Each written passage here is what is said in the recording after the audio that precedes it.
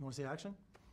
Action. Oh, you're one of those directors that whisper it or they don't scream it? You know what? I actually don't say it that much because in this movie, they couldn't hear me. I was so far away.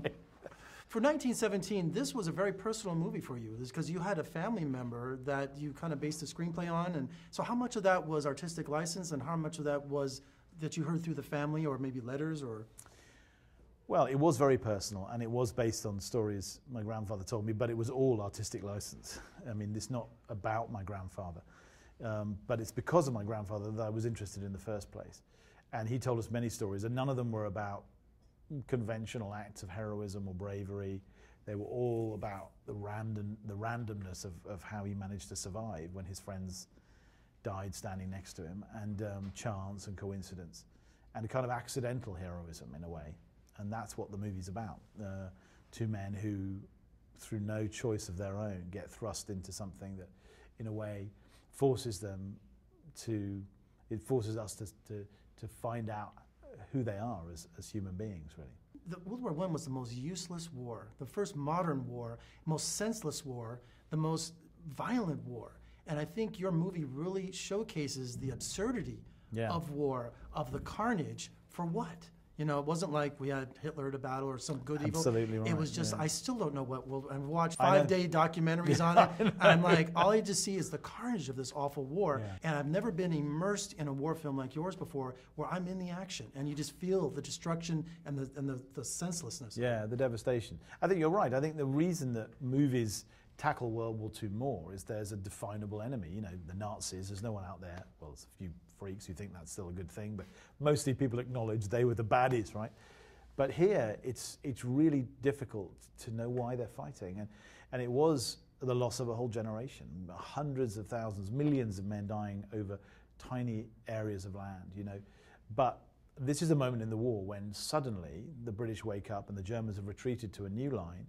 And this happened, they retreated to the Hindenburg Line in the spring of 1917, and suddenly these two men are cut adrift in this landscape they've been fighting over. And it's not just trenches and mud, it's orchards and forests and farmhouses and towns, and you know, so it's the landscape of the whole war. And it goes through many different atmospheres, many different moods. And that's one of the reasons why it's possible to sustain something that is just a linear journey, because it's constantly shifting all the time. So you're right about that in terms of the war itself, and it was a senseless war, but it was also a time in history when the whole shape of the world changed. You know, the boundaries of Europe were redrawn. It was the beginning of modern warfare, as you say.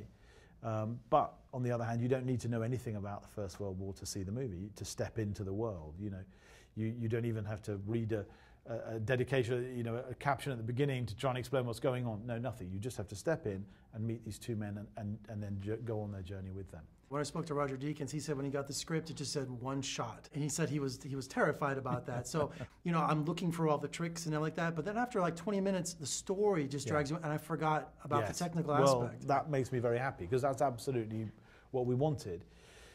You know, to not draw attention to the camera, but for the camera to simply, you know, for you to just, it's a window into these characters' journeys, you know, and it makes a more emotional, a direct emotional connection with the characters and their journey. And I'm very happy when people say that they lose awareness of the one shot. And just, you know, when we previewed the movie for the first time, I said, don't tell the audience anything about it. And we asked people afterwards, well, did you notice anything about the way it was shot? And less than half of the people said it's one shot, because they were watching the story. And that's what I want, you know. But having said that, it is a very unusual film, you know, because you are experiencing time with the characters. You're sensing the distance they have to travel.